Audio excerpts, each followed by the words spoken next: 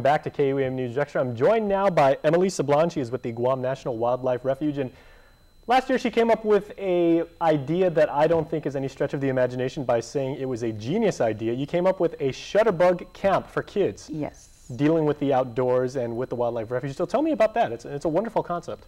Okay, well, with Let's Go Outside program with the U.S. Fish and Wildlife, we have to develop programs for children. One for when they're in school and one when school's out. And so I had the butterfly garden going already for Let's Go Outside, and we planted one butterfly garden at one of the public schools. It was up at Machinano Elementary School. And I've yet to go and check how their butterfly garden is growing. But for outdoors and for the summertime, I kept trying to think, what do they already have that's not going to cost the parents a whole lot of money to do a summer camp, and that both siblings, if they got 2 or 3, can all join, but at different times. So I kept thinking, and I love the outdoors, and I love taking pictures, so I go, oh, okay, I think, you know, I'll bring them down here. So last year was our first, and there are a couple dozen kids, and when they won, they actually made it on national publication with the refuge system. And so it's going to grow this year. We're hoping for 150, and we had it, it was published on the paper on both PDN and the Marianas Variety. And the first day it got published, I had 50 parents write me. So now, and it's growing. So there's still quite a bit of room for parents to write me and get pre-registered. All right, and the refuge is such a photographer's paradise, as are so many locations on the island anyway, because you've got the scenic aspect itself, and then you've got the wildlife, and then you've got, and the culture. Yeah, and you've got people walking around, so you can take like a variety. We've got Lati sites that is accessible to the public. We've got a 1.5-mile trail that you can find anything from coconut. One of the winners from last year saw a coconut face embedded in a cave wall and a top shell looking like a hat.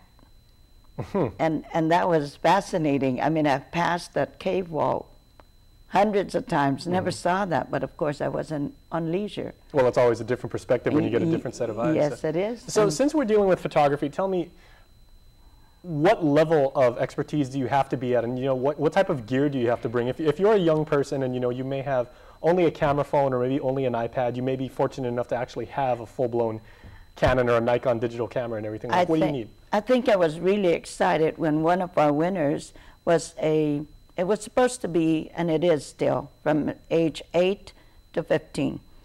But one of our park rangers from National Park Service was helping, and that's who we're going to have as guides to our National Park Service park rangers helping me. And she was a 6-year-old, and all she had was a DSi, one of them kiddie things, and she produced a beautiful picture.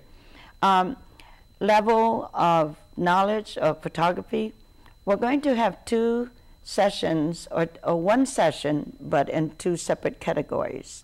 We're going to have 2 professional photographers. One of them is Mr. Bjorn Larsen, who is with the Brown Tree Snake Research Group down at Retidian. And he helped last year, and he's been so gracious to take time out, because they mostly work at night, but he's taking time out to come help us during the workshop.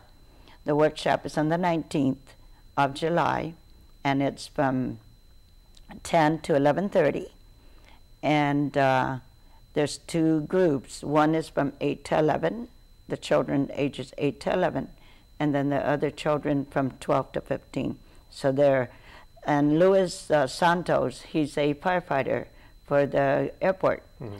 He also owns his own studio called frozen moments. He's a professional photographer. Okay, well, And so unfortunately, he's a volunteer. well, unfortunately, we got to go to commercial now, but real quick, can you tell us where people can call if they'd like more information? Because this is wonderful. They can call 355-5042 or 5096, extension 101, or they can email me at emily_sablon@fws.gov.